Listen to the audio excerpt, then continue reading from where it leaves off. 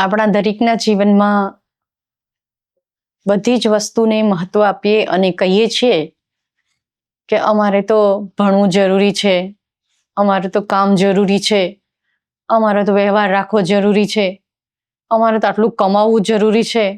કોઈની સાથે બી કોઈ બી વાત કરે તો આટલી જ વાત સમજે છે, આટલું જ જીવનમાં સમજીને રાખીને જીવન જીવીએ છીએ. ત્યારે સંતો કહે છે કે સત્સંગ જરૂરી છે, સંતોનો સંગ જરૂરી છે, જ્ઞાની ગોષ્ઠીઓ જરૂરી છે. એવું તો કોઈના મોઢે ક્યારેય સાંભળવા મળતું નથી.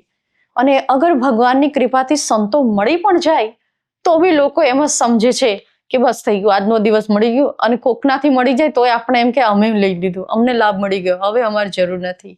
એ કેમ આપણને એમ લાગે કે જરૂર નથી? પણ જરૂર તો આ છે જીવનમાં.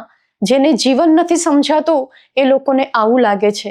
કારણ કે આપણા ધર્મ ગ્રંથોમાં સમજાવે છે કે સંતો શું કામ કરે. તમે જ્યારે સવારે ઉઠીને તમે તમારો ચહેરો દર્પણમાં જુઓ તો તમને ખબર પડશે કે તમારા જ વાળથી તમે કેવા ડેન્જર દેખાવ. અને જો તમારી હેરસ્ટાઇલથી તમે ખરાબ દેખાતા હોવ તો શેનાથી સુંદર બને કે એક નાની એવી કાંસકીથી વાળ તમે ઓળો છો ત્યારે તમે તમારા જ વાળથી તમારો સુંદરતા મેળવો છો. એમ જ આપણા ધર્મ ગ્રંથ એમ કહેવા માંગે છે કે દરેકના જીવનમાં એક ને એક કોઈને કોઈ વાત આપણા જીવનની અંદર આપણે બહુ જ દુઃખી થતા હોઈએ છીએ. જેટલા વાળથી ખરાબ લાગે છે એવી આપણે જીવનમાં બગડેલી બાજીને પણ સંતો એક સત્સંગ રૂપી કાંસકીથી આપણું જીવન સવારી દે છે. એટલે ભાઈઓ બહેનો, જીવનમાં ઉતાર ચઢાવ એ બાજુ ધ્યાન, આ જોઈએ તે જોઈએ એ બાજુ ધ્યાન, અને આના વગર તો ચાલે જ નહીં. અને આપણે એવી રીતે વાતોમાં, માયાની વાતોમાં ને સુખ સુવિધાઓમાં આપણી જિંદગી બગાડી દઈએ છીએ. એટલે સાધુ સંત સત્સંગ આપીને આપણે આપણી બગડેલી જિંદગીને સુધારવા માટે પ્રયત્ન કરતા હોય છે. એટલે એની કદર કરો, સત્સંગને પોતાના જીવનના માટે સમજો અને આપણે પોતાના માટે સાંભળીએ તો જ આપણને લાભ આપે છે. ઘણા લોકો સત્સંગમાં તો ઘણા લોકો લાભ લે છે. અમે જોઈએ છે બહુ ભાવ શ્રદ્ધા બતાવે, પણ જ્યારે સત્સંગમાં હોય ત્યાં સુધી જ જેમ કૂતરાની પૂંછડીને જમીનમાં દાટી દો, જમીનમાં દાટ્યા પછી તમે ઘણા દિવસો રાખો, પણ જ્યારે એને કાઢો અને જ્યારે પૂંછડી જુઓ તો એ વાંકીને વાંકી જ રહે, એ કોઈ દી સીધી ના થાય. એટલે એવી રીતનો સત્સંગ ના સાંભળો. એટલે સંતો આપણને એમ કહે છે કે સત્સંગને પોતાના માટે મારા જરૂર છે, મારે સંતોની પાસે બેસવું છે, જ્ઞાનની જરૂર મને છે, મારે આત્માના ઉદ્ધાર માટે માનવ શરીર મળ્યું ને હું કરી લઉં એવો જ જિજ્ઞાસા અને ખંત રાખશો તો જ આ સત્સંગની કાંસકી તમારી જિંદગીની સુંદરતા વધારી લેશે. એવું આપણા શાસ્ત્રો સમજાવે છે, ધર્મ ગ્રંથો સમજાવે છે. એટલે આપણે આ વાતને ધ્યાનથી અને સિરિયસથી જ્યારે ઉતારશું તો ઘણીવાર કેવું થાય છે, અમને ઘણા એક વાર મળ્યા કે ભાઈજી અમને સત્સંગમાં બધું સમજાણું પણ મને એ નહીં સમજાણું કે રાવણ રાક્ષસ હતો. અમને બહુ દુઃખ થયું કે હજી સુધી આખી રાવણની કથા પતી ગઈ પણ અમને એ જ નહીં સમજાણું કે રાક્ષસ કોણ હતા. એટલે સંતો કેટલી કૃપા કરે, આપણા જીવનની હર વસ્તુને સમજાવીને એક એક વાતને ઉદ્ધાર માટે લઈ જાય છે, અને એ બી પરમાર્થ માટે. અને આપણો હૃદયનો ભાવ જ ભગવાનને જાણવા માટે બસ એટલું જ જરૂર છે. પણ તમે પેલું વસ્તુઓ જરૂરી માનો, આ જોઈએ તે જોઈએ, એના વગર ચાલે જ નહીં. પણ ભગવાન નથી જોઈતા, કોઈને આત્મામાં દર્શન કરવા નથી જોઈતા, એનું જ દુઃખ થાય છે સંતોને. એટલે આપણે એ સમજીએ કે ભગવાનના દર્શન કરવા કેવી રીતે. ચલો એક વાત સમજાવ, ધ્યાનથી સાંભળજો. કારણ કે એકવાર ઘણા વર્ષોથી એક સંત ધ્યાનમાં બેઠા હતા જંગલમાં, અને વ્રત જપ કઈ નહીં, ખાધા પીધા વગર ધ્યાનમાં એટલા મશગુલ બની ગયા.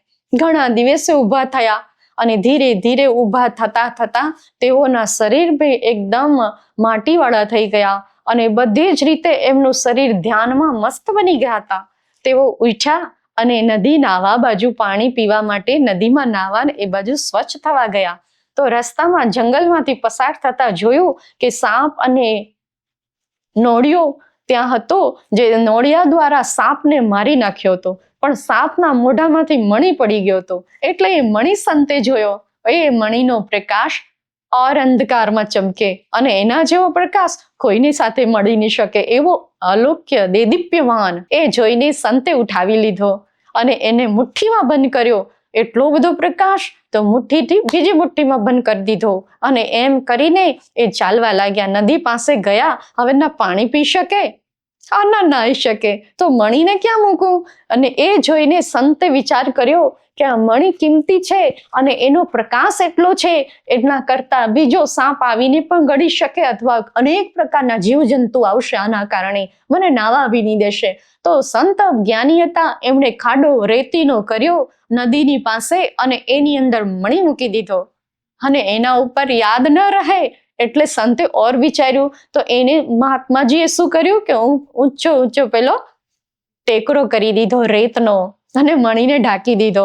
પાછું સંતે વિચાર કર્યો કે હું પણ આ ભૂલી જઈશ અને કોઈ ભેંસ ગાય પાણી પીવા આવશે, સવાર થઈ ગઈ છે તો આ ઢગલાને રેડી નાખશે તો શું કરું? એટલે એમનું ભગવું કલરનું કપડું ઝંડીમાં નાખીને મૂકી દીધું એના ઉપર. અને એથી સંત મહાત્મા ગયા નદીમાં નાવા અને મલને ઘસીને નાય છે અને નાતા જાય. અને મહાત્માજીનું ધ્યાન શેમાં હતું તમે બતાવો? એમને ઝંડીમાં ધ્યાન નહોતું, રેતના ઢગલામાં ધ્યાન નહોતું, એમાં રાખેલા મણીને જોતા જાય ને નાતા જાય. આમ કરતા મહાત્માજીને કરતા જે લોકોએ સવારમાં જોયા તો અનેક લોકો આવ્યા. બધાએ રેતનો ઢગલો બનાવ્યો અને પોતપોતાના કલરનો ઢગલાથી ઉપર ઝંડી કપડું લગાવી અને એ લોકોએ નાવા લાગ્યા. બધા નાતા જાય પણ મહાત્માજી જે નાતા ધ્યાન કરતા હતા એ ધ્યાનનું કોઈને ખબર નહોતી.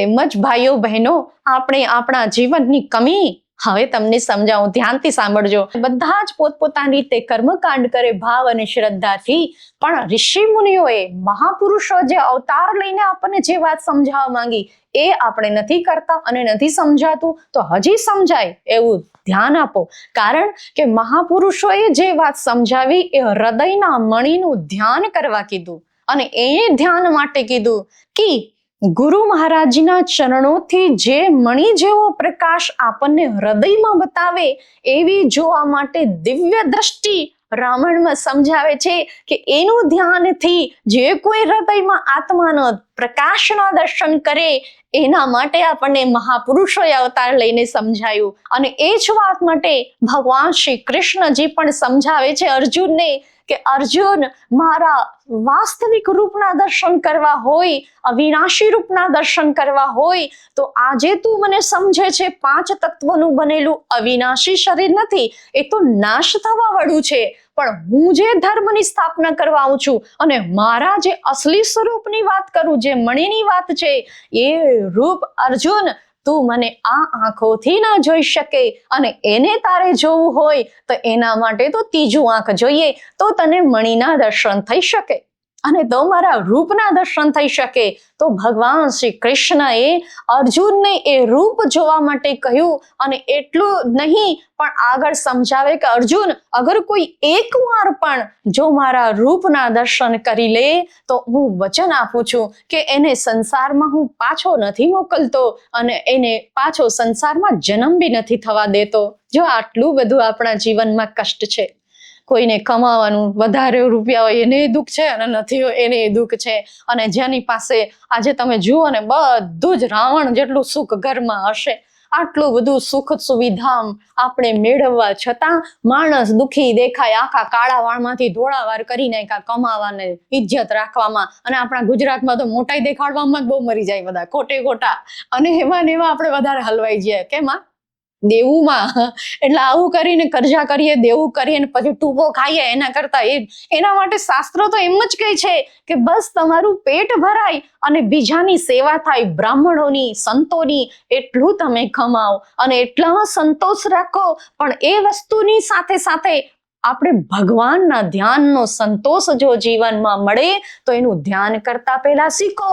એવું જ આપણને કહ્યું. અર્જુન બી બહુ બધો કુશલ બુદ્ધિથી શું ન શું કરી શકતો હતો, પણ અર્જુન માટે પણ ભગવાને એ જ આદેશ આપ્યો ને કે તું મારા રૂપના દર્શન કર. અને જે રૂપના દર્શન કરવાથી તો ભગવાન અર્જુનને એ વાત માટે દિવ્ય ચક્ષુ સમજાવે છે. ચલો એના વિશે વધારે સમજાય એના માટે હું એક વાત સમજાવું. એકવાર એક હંસ અને હંસલી હતા.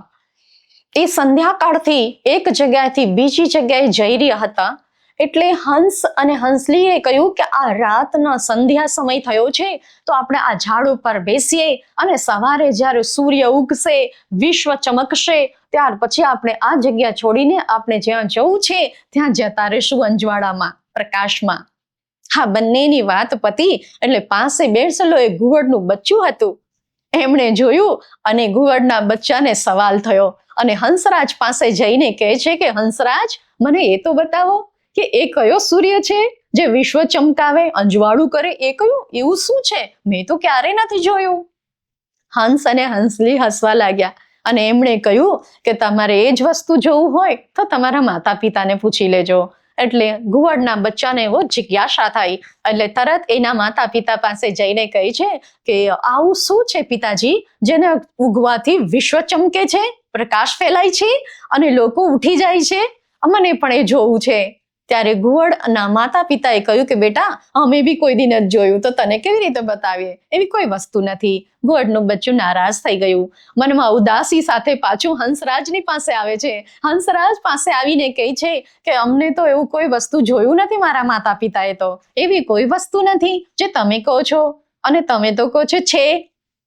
તો હંસે વિચાર કરીને કહ્યું તો એમ કરો કે તમારા મિત્ર હોય એને તમે પૂછો, તમારા માતા પિતાએ ન જોયું હોય તો.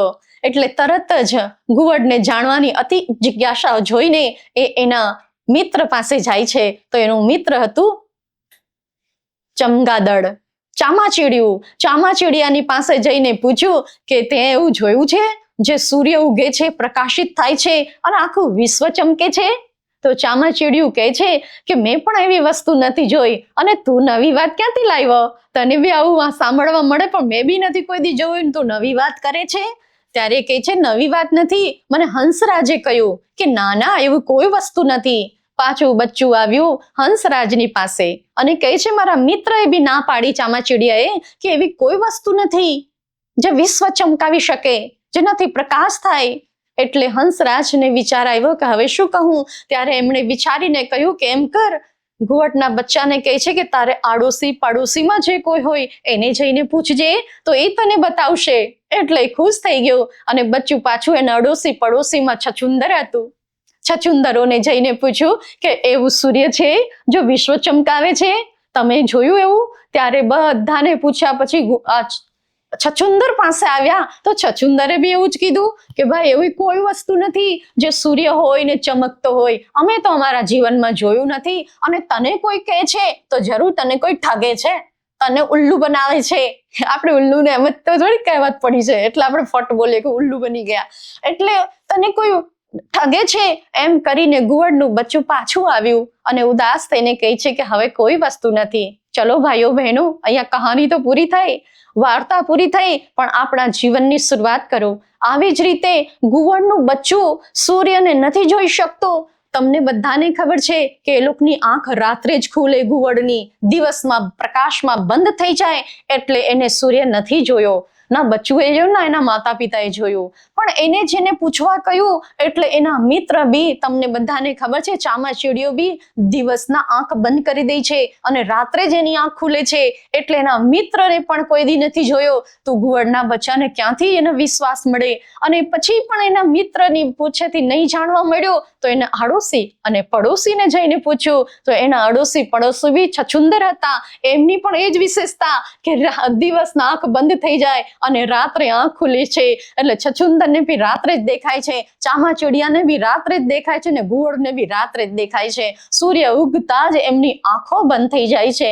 એવી જ રીતે ભાઈઓ બહેનો, આપણા દરેકના જીવનમાં ધર્મ ગ્રંથ મહાપુરુષોએ અવતારોએ આપણને એક વાત સમજાવી કે આત્માનો પ્રકાશ જ્યોતિ રૂપ છે અને એનું ધ્યાન થાય છે. ઋષિ મુનિઓએ સ્વયં મહાદેવજી કૈલાસ પર્વત પર બેસીને જેનું પ્રકાશનું ધ્યાન કરે છે. 1000 વર્ષો તક મહાદેવજીએ સતીની વિયોગ પછી ધ્યાન કર્યું છે અને આપણે શિવ પુરાણમાં બધા સાંભળીએ છીએ. અને નથી ખબર એવું તો છે જ નહીં, બધાને ખબર છે કે આપણા જીવનમાં પહેલું કામ મેડિટેશનનું છે. ધ્યાનનું છે, જેનાથી માઇન્ડ પાવરફુલ થાય, જેનાથી ઇન્દ્રિયોને શક્તિ મળે, જેનાથી આત્મબલ મળે છે. અને આજે બધાનું આત્મબલ તમારી આટલી બધી ફેસિલિટીમાં ઓછું થઈ ગયું કે બધા ટૂંપો ખાઈને મરી જાય છે. આપઘાત શા માટે? કારણ કે આપણે ધ્યાન કરવાનું છોડી દીધું. ધ્યાનનું જ કામ આપણને કઠિન લાગે. નવરાત્રી કહો તો આખી નાઈટ ગરબા ગાવું હોય તો ગાઈ નાખીએ, અને આપણને એમ થાય કે નવરાત્રે માતાજીની નાના કોલેસ્ટ્રોલ કમ એમાં બી આપણી ભાવના નથી. પર્વ પાછળ બી માતા જગદંબાની. એટલે સંતો કહે છે કે માં ભગવતી રૂપ, માતા ભગવતીનું ધ્યાન કરવાનું છે. અને એ ભગવતીનું ધ્યાન માટે થઈને અહીંયા આપણને સમજાવ્યું કે હંસ અને હંસલીની સમાન આવીને એને સૂર્યનું જ્ઞાન સમજાવે છે ઘોડના બચ્ચાને, પણ વિશ્વાસ ન આવ્યો કેમ કે એના અડોશી પડોશી મિત્ર વર્ગ બધા આવા જ હતા. એમ અમે પણ સંત મહાત્માઓ માનવ ધર્મ યુટ્યુબમાં બેસીને સદગુરુદેવ શ્રી સતપાલજી મહારાજજી દ્વારા તમને બધાને સંદેશ આપીએ છીએ કે તમે પણ હંસ અને હંસનીની જેમની વાત આજ અમારી સાંભળો. તમે પણ તમારા હૃદયમાં પરમાત્માના દર્શનનું ધ્યાનનો માર્ગ જાણો. એને જાણશો તો તમે સૂર્યના પ્રકાશથી તમે જે આનંદ લઈ શકો, એના જીવનથી આપણે કેવા ઉઠી જઈએ ને કેટલી શક્તિ સાથે ઘરના કામ બહારના કામ બધા જ કરવા માંગે, અને સૂરજનો D3 મળે અને કેટલી સડ્ડી સુધી આપણને મજબૂતાઈ આપે છે એ તમે સારી રીતે જાણો છો. તો આયુર્વેદિકમાં બી એની દવા માનવામાં આવે છે. એમ જ ભગવાનનો પરમ પ્રકાશ જે ઉત્તમ છે, અને એ જ્યોતિ રૂપના દર્શન માટે થઈને અને સમયના સદગુરુ જ્યારે સંતો આપણને આ જ્ઞાનની વાત સમજાવવા આવે છે તો લોકો ગુવડ જેવા છે, જેને પોતાએ જોયો નથી. અને તમે નહીં માનો તો કઈ નહીં, અને તમે બીજાને પૂછો ને તો એ તમારા જેવા જ હોય જેને જોયો નહીં હોય, અને તમે એનો વિશ્વાસ કરો એટલે તમને એને પાછું કહીએ તો આડોશી પાડોશી બી એવા જ હોય જેને ખુદ એ પ્રકાશ નહીં જોયો હોય. એ તમને કેવી રીતે બતાવી શકે? એ તમને કેવી રીતે સમજાવી શકે? એટલે સંતો પાસે જઈને પૂછો કે એ પ્રકાશ એ સૂર્યનો, ગુવડ ચાહે માને યા ના માને સૂર્યને, પણ તમને બધાને ખબર છે કે સૂર્ય આખા વિશ્વને ચમકાવે છે. એમ તમે અજ્ઞાનીમાં રહીને, અજ્ઞાનના અંધકારમાં રહીને તમે ભગવાનના સ્વરૂપમાં માનો યા ના માનો, પણ આખા સંસારના લોકોને ખબર છે કે શક્તિના આધારે આખો સૃષ્ટિ ચાલી રહી છે. મહાપુરુષો એના ઉપર ધ્યાન આપે છે અને ધ્યાન કરવા કહે છે ને. ગવર્મેન્ટ બી જગ્યાએ જગ્યાએ બોર્ડ મારે છે કે નજર હટી દુર્ઘટના ઘટી. એટલે નજર તમે ભગવાન પર રાખો, અલગ પ્રકારની 84ની ઘટના બને નહીં એનું ધ્યાન રાખજો. એટલે પ્રકાશનું ધ્યાન માટે આપણા ઋષિ મુનિએ ધ્યાન કરીને આપણને સમજાવીને ગયા, અને એ ધ્યાન માટે આજે સદગુરુદેવ શ્રી મહારાજજી બંને હાથે જ્ઞાન લૂંટાવી રહ્યા છે કે આ ભગવાનના દર્શન માટે ભગવાન શ્રી કૃષ્ણ અર્જુનને કહ્યું કે અર્જુન આમને એ રૂપને જોવા માટે ત્રીજી આંખથી, તો ત્રીજી આંખ ભગવાને અર્જુનને ખોલીને કહ્યું કે નતુમામ શક્યસે દ્રષ્ટુમ મનનેવ ચક્ષુષા દિવ્યમ દદા તે ચક્ષુ પશ્ય મે યોગેશ્વરમ. ભગવાન શ્રી કૃષ્ણજીએ અર્જુનને એ ત્રીજી આંખનું દિવ્ય ચક્ષુ ગીતામાં કહ્યું અને એમને આપ્યું, તો એમને રૂપના દર્શન કર્યા. તો અર્જુને રૂપના દર્શન કેવા રૂપ કર્યા? દર્શન જ્ઞાનથી, ત્રીજા નેત્રથી. તો એ પણ આગળ ગીતામાં સમજાવ્યું કે જ્યોતિષામપી તજ્જ્યોતિ તમસઃ પરમચ્યતે જ્ઞાનમ ગય્યમ જ્ઞાનગમ્યમ હૃદય સર્વસ્તવિષ્ટિતમ. અર્જુન, એવા કોઈ હૃદય નથી જેની અંદર હું જ્યોતિરૂપ બેઠો ન હોઉં.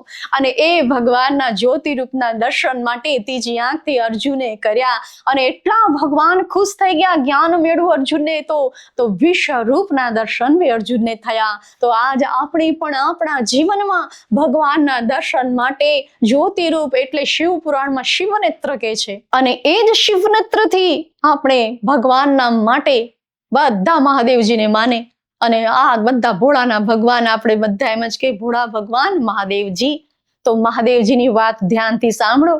શું કહે છે કે 12 જ્યોતિર્લિંગ, અને 12 જ્યોતિર્લિંગની શ્રેષ્ઠતા ભારત દેશની છે. અને એની પાછળ જ્યોતિર્લિંગ કેમ કહેવાયા? મહાદેવજીના અનેકો નામ પડ્યા, અનેકો જ્યોતિર્લિંગના નામ પડ્યા, પણ હરની પાછળ બોલવામાં આવે જ્યોતિ. તો મહાદેવજી, હર મહાદેવ કેવા છે?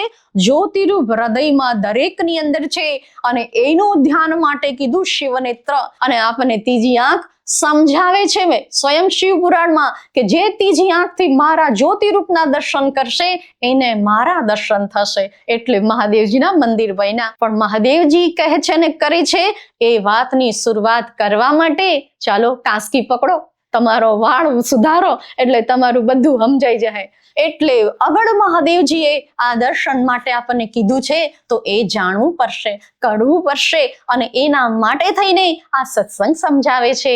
અને જો કોઈ ત્રીજી આંખથી, જેને બાઇબલમાં થર્ડ આઈ કહે છે, અને એમાં કીધું કે જો થર્ડ આઈથી ભગવાનને જોવા હોય તો ભગવાન કેવા ડિવાઇન લાઇટ છે. બાઇબલમાં એ જ કહે કે થર્ડ આઈથી ડિવાઇન લાઇટ રૂપને જુઓ.